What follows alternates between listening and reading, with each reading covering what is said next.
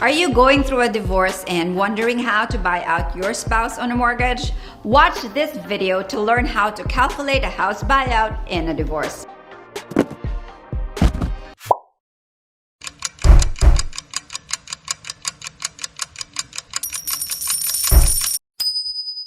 Statistics show that almost half of marriages end in a divorce. Ending a marriage is not easy, and yet to some it's reality. One of the potential challenges is how to split a jointly owned property. When a couple originally purchased the home, both have equal rights to the property. When the marriage ends, the couple may choose to sell the property and split the proceeds, or one partner may choose to buy out the other person's share of the property. There are a few steps you have to take before you offer to buy out your partner. Make sure you talk to your lawyer to discuss your options first, and that you have an amicable separation or divorce agreement in place, and that is outside the scope of this video. Assuming everything is clear and you're moving toward an amicable separation, here's a simple breakdown of how much it will cost you to buy out your spouse. By the way, this is just our opinion. You have to make sure you get an independent legal and accounting advice to protect yourself and your interest. The first step is you have to identify the buyout price. If you're the buyer, for sure you will want to make a low offer, and if you're the seller, you will want a high offer. How do you determine the best price? Banks generally use an appraisal to determine the value.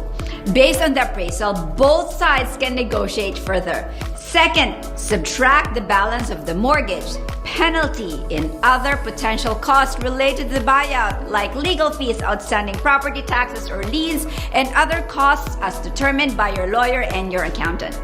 Once you subtract all those figures, you have the net equity available to pay the spouse being bought out.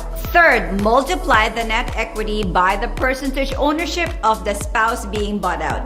If his or her ownership is 50%, then multiply the net equity available by 50%. That is the number you need to produce to pay him or her out. Fourth, add that number to the mortgage balance plus all the other taxes and other settlement amounts your lawyer or accountant recommends. You will then arrive at the total cash or loan you need to buy him or her out and own the property 100%. Here's the breakdown of the figures. A, buyout price, minus B, mortgage balance and other costs, multiplied by C, spouse's percentage interest, equals D, net cash required to buy out the spouse, and add the figures from B, current mortgage balance and other costs, equals E, total funds required to buy out your spouse. Regarding the total funds, you would either need all of that in cash, or you can apply for a mortgage for that amount.